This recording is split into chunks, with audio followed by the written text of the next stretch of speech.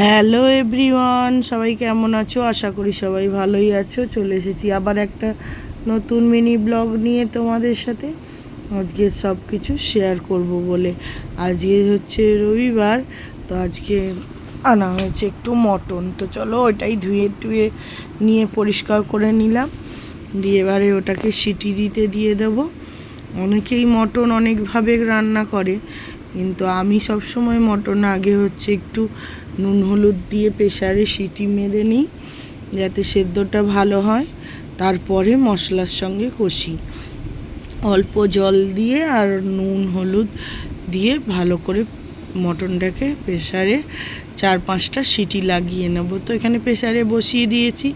তারপরে মটনটা সেদ্ধ হয়ে হতে হতে আমি সব রেডি করে নিয়ে চলে এসেছি। এদিকে আলুগুলো ভেজে তুলে নেব। আলুগুলোও প্রেসারে সিটি দিয়ে দেবো।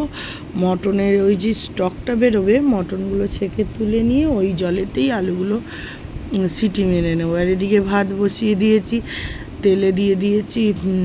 আগে ওই আলুগুলো ভেজে তুলে নেওয়ার পরে একটু করলা ভাজা করার ছিল, ওটা ভেজে তুলে রেখে তারপরে ওই তেলটা পরিষ্কার করে ছেঁকে নিয়ে বসিয়ে দিয়েছি মাংসর জন্য।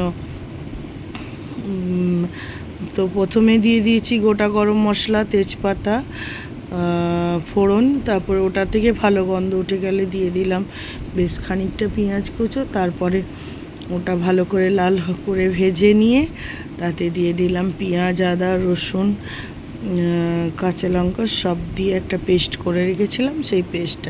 সেই পেস্টটা দিয়ে ভালো করে খানিকক্ষণ ভেজে কষে নেওয়ার পর দিয়ে দিয়েছি সব রেগুলারের গুঁড়ো মশলাগুলো, যেমন জিরে গুঁড়ো, ধনে গুঁড়ো, তারপরে লঙ্কা, হলুদ, এইসব। তো গুঁড়ো মশলা দিয়ে ভালো করে কষানো হয়ে যাওয়ার পর দিয়ে দিলাম সেদ্ধ করা মটন দিয়ে এবারে ভালো করে কষিয়ে রসিয়ে রান্নাটা করে ফেলতে হবে। ওইদিকে ওই জুসেতেই আলুগুলো সেদ্ধ করে রেখে দিয়েছি, আর ওই জুসটা দিয়েই একটু একটু করে জল, আর কোনো আলাদা জল দেবো না, ওই জুসেতেই মাংসটা কষিয়ে নেবো।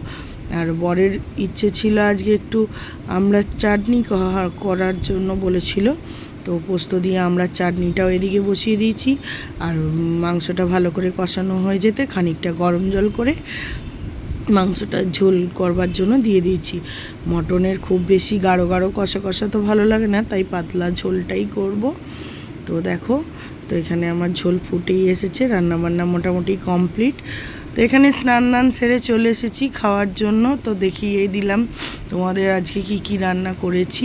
আজকে আর কিছু নয়, মাংসের সঙ্গে বেশি কিছু তো লাগে না, একটু করলা ভাজা আর আমড়ার চাটনি করেছি। তো চলো খাওয়া দাওয়াটা সেরে নিই। আজকের মতো ভিডিওটা এই পর্যন্তই। সবাই ভালো থেকো, সুস্থ থেকো, টাটা।